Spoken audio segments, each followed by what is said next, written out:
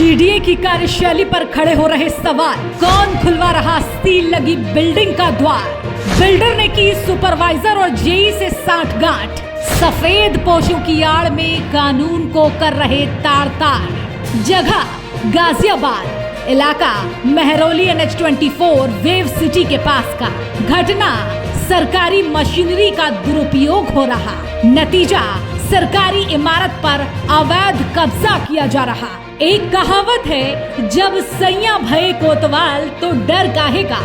सरकारी मशीनरी की नाक तले एक और कहावत भी चरितार्थ हो रही है, और वो है चिराग तले अंधेरा। अब आप सोच रहे होंगे कि भाई कहावतों का दौर तो जारी है, आखिर जमीनी हकीकत की कब बारी है। तो फिर देर किस बात की, जान लीजिए भ्रष्टाचार के खिलाफ योगी सरकार का डंडा चलता है या नहीं। भ्रष्टाचारी सरकारी कानूनों को ताक पर रखकर अपना उल्लू सीधा किया जाता है कि नहीं। मानकों के विपरीत आज भी अपना काम धड़ल्ले से किया जाता है या नहीं। बेखौफ बेफिक्री की नियत से काम किया जाता है कि नहीं। अवैध तरीके से यहाँ चांदी कूटी जाती है कि नहीं। इसका मुजाहिरा हम आपको आज कराने जा रहे हैं। अब तस्वीरें देखिए।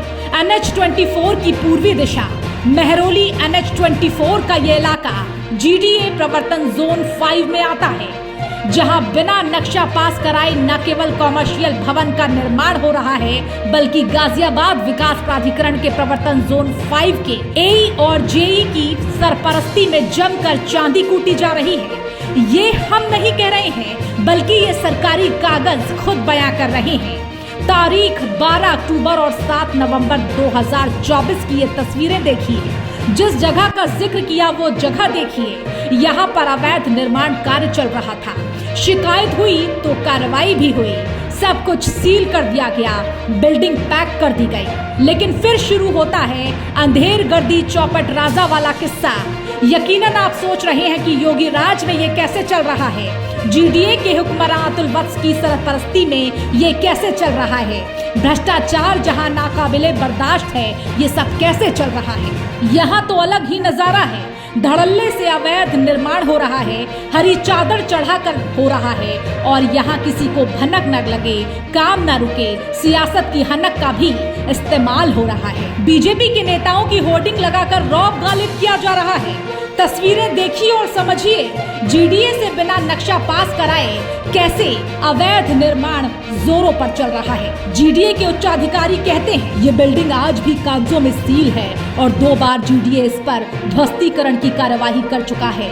अगर इस बिल्डिंग पर कार्य हो रहा है तो जीडीए संबंधित विवरण में लिप्त पाए गए कर्मियों पर विभागीय कार्यवाही करेगा। इधर बिल्डर और सुपरवाइजर जेई से सांठगांठ कर बिल्डिंग पर लगी विभागीय सील को तोड़कर तेजी से अवैध निर्माण करवा रहा है। बेखौफ बेफिक्र बिल्डर खुले में दावा ठोकते नजर आते हैं कि उनकी सुपरवाइजर और जेई से बात हो चुकी है, हमें कार्य करने के लिए उन्होंने बोल दिया है और अब हमें किसी का डर नहीं। तो ये है दबंगई का सूरते हाल।